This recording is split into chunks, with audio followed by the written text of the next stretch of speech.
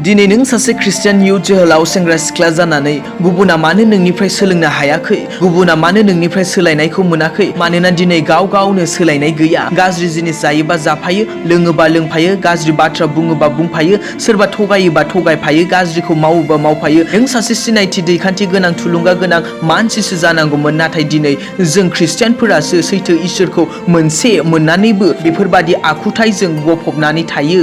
नों इसोरखौ अनो होननानै बुङो, नाथाय लोगोफोरनि गेजेराव इसोरनि बाथ्राखौनो बुंनो हाया, इसोरनि अननायनि बाथ्राखौनो बुंनो रोङा नोङो। हे लोगो, बेखौ दा जा, बेखौ दा लों, बेखौ दा सोब, दा थगाय। नाथाय गावसो उल्था बेफोरजों लोगो लाफानानै लोंफायो, जाफायो, सोबफायो, थगायबा थगायफायो, रायखोमायोबा रायखोमाफायो। बोरैथो नोंनि ख्रिस्टियान आखल आखुथायनि सिनायथियालाय?